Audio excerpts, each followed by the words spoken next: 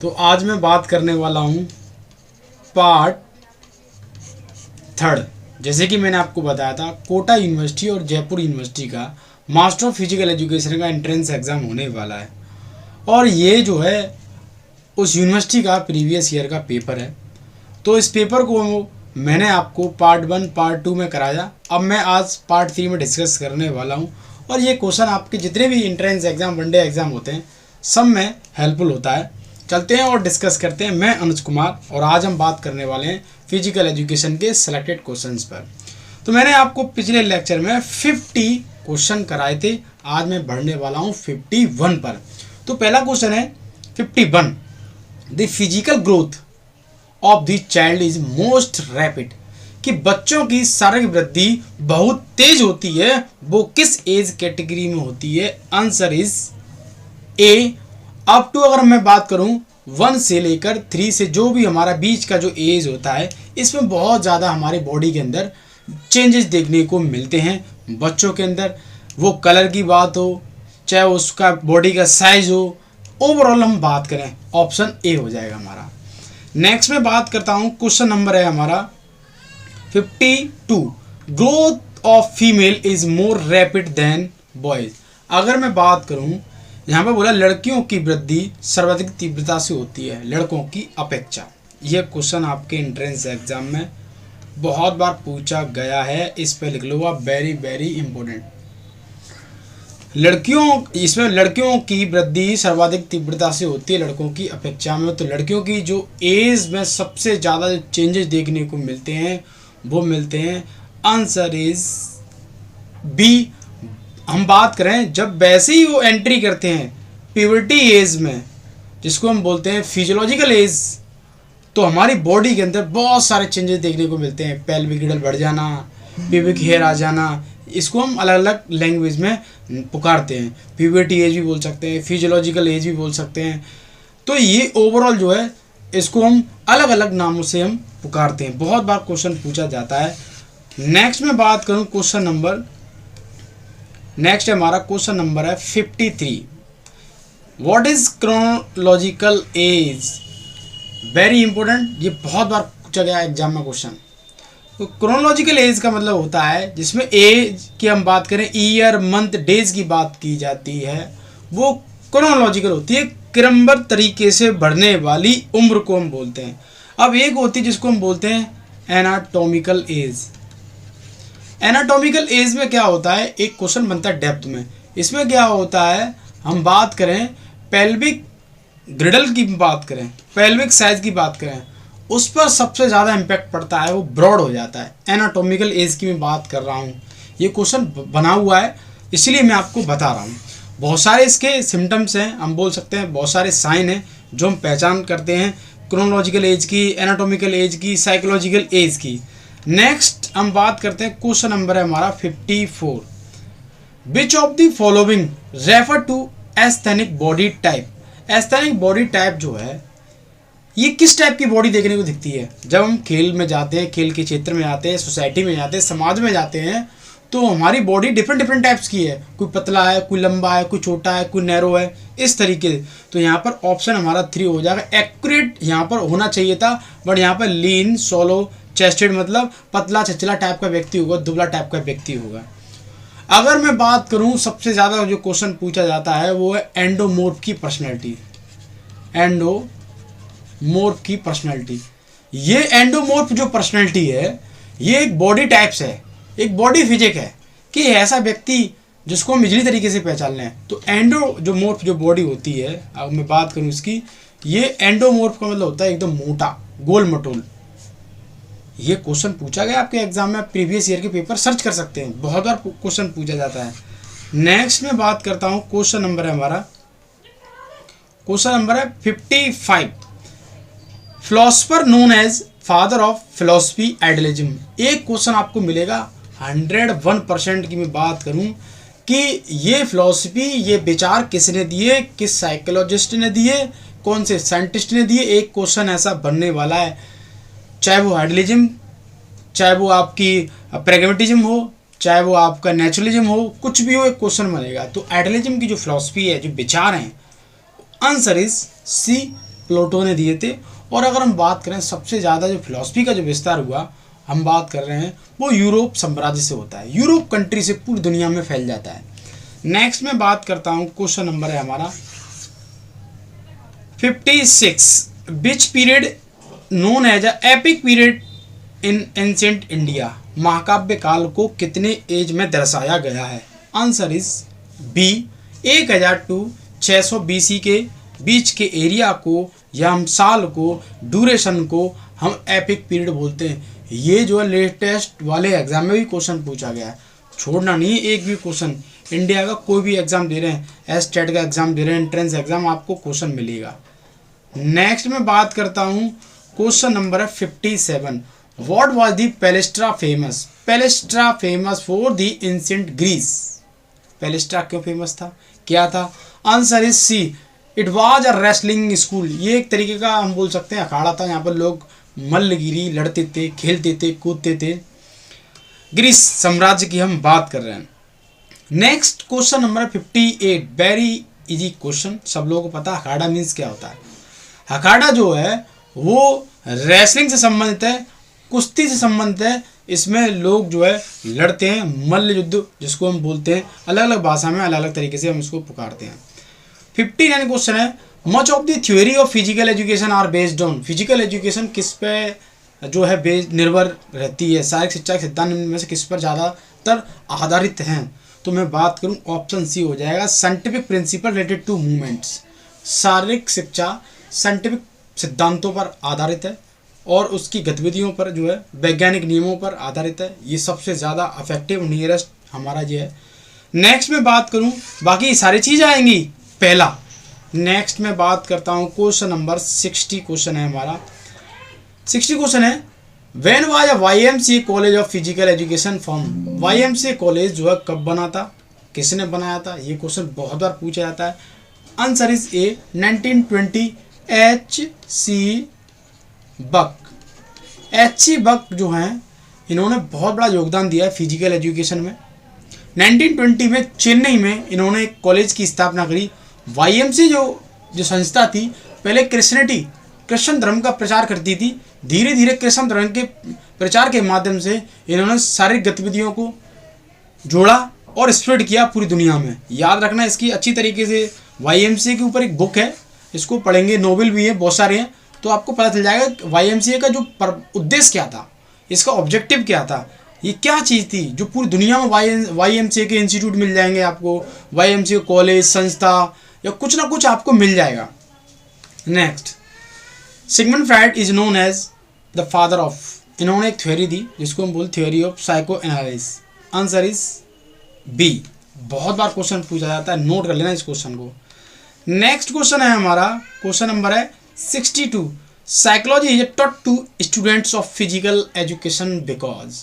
मनोवैज्ञानिक शारीरिक शिक्षा के छात्रों के लिए इसलिए पढ़ाई जाती है क्योंकि option B, it is a related to behaviour. Behaviour को हम समझेंगे, जब बिहेवियर को हम समझते हैं तो परफॉर्मेंस, अगर मैं आपको बता दूं यहाँ पर परफॉर्मेंस में भी हेल्प करता है, लर्निंग में भी हेल्प करता है, मोटिवेट एथलीट्स में भी हेल्प करता है, ये सब हैं।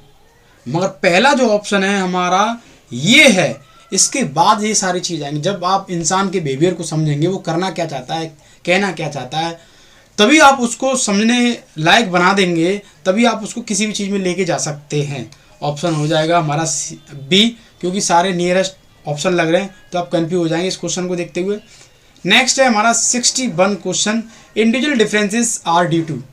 व्यक्तिगत भिन्नता का जो कारण होता है मनुष्य में, उसके पीछे का रीजन क्या है कि सब लोग, कोई टेढ़ा मेढ़ा, लंबा और काला इस तरीके का दिखता है, तो वो है आपका option C, heredity and environment. Environment आपको बनाता है इंसान। मैं आपको एक चीज़ बताना चाहूँगा, हेरिडिटी जो एक जेनेटिक प्रोसेस होता है, याद रखना, हेरिडिटी की मैं बात करूँ, हेरिडिटी एक जेनेटिक प्रोसेस होता है, जेनेटिक प्रोसेस होता है। याद रखना, अगर आपको जीवन में कुछ भी करना है, कुछ भी सीखना है, अपना इन्वायरमेंट बदल दो। अच्छे लोगों के बीच में रहोगे तो एक अच्छे इंसान बन जाओगे, खराब लोगों के बीच में रहोगे तो खराब इंसान बन जाओगे। इंग्लिश बोलते हैं, स्पीकिंग बोलते हैं, उनके बीच में रहोगे तो इंग्लिश बोलना सीख जाओगे। भोजपुरी वाले लोगों के बीच में रहते हो तो भोजपुरी सीख जाओगे। इन्वायरमेंट इज़ अ गॉड, एक किताब का नाम है इन्वायरमेंट इज़ अ गॉड। इस बुक को खरीदो, आपको बहुत सारी चीज़ें सीखने को मिलेंगी। तो इन्वायरमेंट का हमारे बॉडी के चेंजेस में बहुत बड़ा रोल रहता है। नेक्स्ट में बात करता हूँ 64, find out which is not the law of learning. Law of learning नहीं है, सिद्धांत नहीं है, सीखने का नियम नहीं है। तो मैं आपको बता दूं, लॉ ऑफ रेडीनेस है, ऑप्शन ए भी है, लॉ ऑफ इफेक्ट भी है, लॉ ऑफ एक्सरसाइज भी है, लॉ ऑफ रिएक्शन नहीं है। ये न्यूटन्स का हमारा एक्शन रिएक्शन का नियम है, उसका पार्ट है जी। तो तीनों जो नियम है, law of readiness, law of effect, law of exercise, ये सब सीखने में मदद करते हैं आपकी स्किल को, कोई भी चीज़ हो, स्किल के अलावा और भी जो भी चीज़ है। नेक्स्ट में बात करूँ 65, theory of learning given by. Learning सीखने का जो नियम सिद्धांत किसने दिया? ऑप्शन सी, थॉर्नडाइक नाम के व्यक्ति थे, बहुत ही पॉपुलर है, इन्होंने दिया। नेक्स्ट में बात करता हूँ 66 क्वेश्चन है हमारा। 66 क्वेश्चन बोल रहा है achievement motivation related to. Achievement किससे संबंधित है? नीड ऑफ द पर्सन, व्यक्ति की आवश्यकता के अनुसार हम इसको जोड़ते हैं अचीवमेंट। अचीवमेंट थ्योरी की अगर मैं बात करूं, नीड की हम बात करूं, एब्राहम मैस्लो ने इन्होंने अपना सबसे बड़ा योगदान दिया है इस थ्योरी में। नेक्स्ट में बात करता हूं question number 67, transfer of training is. Transfer of training is क्या करती है? जो हम चीज़ों को ट्रांसफ़र करते हैं और ट्रेनिंग को ट्रांसफ़र करते हैं। Use of all learning from the old situation to new situation. नई चीज़ों को सीखते हैं और कहीं ना कहीं पुरानी चीज़ों जोड़ते हैं, पुरानी चीज़ों को सीखने के बाद नई चीज़ में जोड़ने का प्रयास करते हैं। ऑप्शन हमारा डी हो जाएगा। लर्निंग फ्रॉम एनवायरनमेंट, वातावरण से सीखना नहीं, ये भी सब उसी के अंदर आएंगे, मगर पहले हमारा इसमें ये आ जाएगा, ऑप्शन डी आ जाएगा। ये सब मिले जुले हुए हैं। नेक्स्ट में बात करता हूँ, क्वेश्चन नंबर है हमारा 68, learning of physical skill is concern with. जब आप कोई भी चीज़ सीखते हैं, हमारे ह्यूमन परफॉर्मेंस के डोमेन है जो हमारी परफॉर्मेंस को इनहेंस करते हैं, तो वो है हमारे कॉग्निटिव। कॉग्निटिव को मतलब होता है माइंड से तार्किक बुद्धि, इसको हम बोलते हैं, जितनी भी मेंटल एबिलिटी की चीज़ें। मोटर की हम बात करें तो इसको हम बोलते हैं फिजिकल एक्टिविटी वाली चीज़ें। फिजिकल एक्टिविटी जो भी करते हैं आप, जो चीज़ें सीखते हैं, मूवमेंट वगैरह। अफेक्टिव मतलब आप बोल सकते हैं फीलिंग से, एटीट्यूड से, ईगो से, कितना। तो 3 डोमेन है जो हमारे परफॉर्मेंस को इनहेंस करते हैं, बढ़ाते हैं। Very important question, 3 domain performance है, याद रखना। 3 डोमेन जो हमारे परफॉर्मेंस को इनहेंस करते हैं, बढ़ाते हैं। बहुत बार क्वेश्चन पूछा जाता है। नेक्स्ट है इमोशन इज या डिफाइन है। इमोशन क्या है? इमोशन की अगर मैं बात करूँ, एक फीलिंग है जो आप फील करते हैं, डर को, गुस्से को, भय को, जो भी चीज़ है। तो यहाँ पे एक्यूरेट अगर मैं आंसर की बात करूँ, यहाँ पे फीटिंग लिखा हुआ फीलिंग होता है, तो एक्यूरेट आंसर हो जाता है। ऑप्शन हमारा fear of future, option 3। Next में बात करता हूँ, क्वेश्चन नंबर है हमारा 70, which law of learning is also called the law of use and disuse. Use and disuse की जब हम बात कर रहे हैं, प्रयोग और अनुप्रयोग का जो सिद्धांत है किससे संबंधित है? तो याद रखना ऑप्शन ही हो जाएगा हमेशा, एक्सरसाइज को ही आप यूज और डिसयूज करके सीखते हैं। नेक्स्ट मैं बात करता हूँ 71 क्वेश्चन है हमारा, very easy question. Yes, the use of particular method of teaching depends upon. विशेष शिक्षण विधि का उपयोग किस पर निर्भर करता है? याद रखना, सारी चीज़ें बताऊंगा आपको। एज ऑफ टीचर से कोई मतलब नहीं होता है, कभी भी कोई भी किसी एज में आपको पढ़ा सकता है। एज टीचर कोई मायने रखती, स्किल ऑफ द टीचर ये आपकी मायने रखती है, याद रखना। तो जब भी आप टीचिंग कराओगे, स्किल ऑफ द टीचिंग, ये टीचर हम बोल सकते हैं, अध्यापक की कुशलता पर ये डिपेंड करता है, पढ़ाने के तरीके। जैसे मैं आपको पढ़ाता हूँ, आज मैं आपको नई नई चीज़ सिखाऊंगा एनिमेशन, तो ये मेरी टीचिंग मेथड्स हो जाएगा, ये मेरी क्वालिटी हो जाएगी, पढ़ाने का मेथड है, मैं कितने इनोवेशन से पढ़ाता हूँ आपको।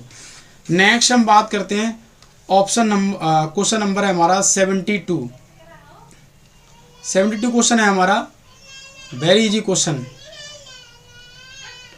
72 बोल रहा है, yes, the most effective method of teaching physical skill. शारीरिक शिक्षा की कौन सा सीखने की सर्वोत्तम विधि? ये आपको थोड़ा कंफ्यूज कर देगा, आपका जो आपका डाउट है वो मैं दूर कर देता हूँ। Demonstration method one of the best method सीखने के लिए। अगर बच्चों की बात करें, बच्चे कहीं ना कहीं आपको दिख जाएंगे डेफिनेशन में, तो इमिटेशन का मेथड होता है जिसको हम बोलते हैं अनुकरण विधि। तो याद रखना, यहाँ पर कॉमन पूछा है तो डेमोन्स्ट्रेशन आप खुद करके बताते हैं, ऐसे करना है, एल्बो सीधी करनी है, पैर ऐसे करने हैं। बहुत अच्छा मेथड होता है जब आप लेसन प्लान सीखने के लिए जाते हैं। तो मैं एक और चीज़ बताना चाहूँगा कि लेसन प्लान की जब हम बात करते हैं तो इन सब का वहाँ पर यूज़ किया जाता है कि आप अपने बच्चों को कितनी बेहतरीन तरीके से सिखा सकते हैं स्किल। नेक्स्ट है 73 question, which of the following is not a principle of lesson.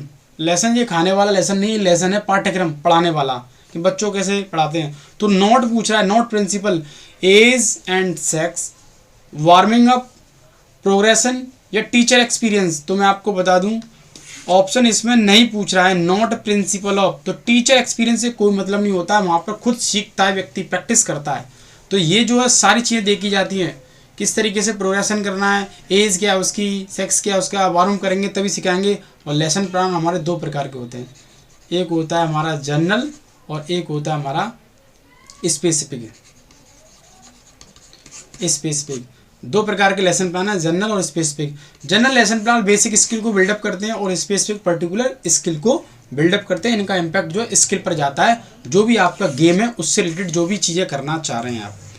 Next मैं बात करता हूँ 74 क्वेश्चन है, a supervisor must possess the following aspect. एक सुपरवाइजर में गुण नहीं होने चाहिए।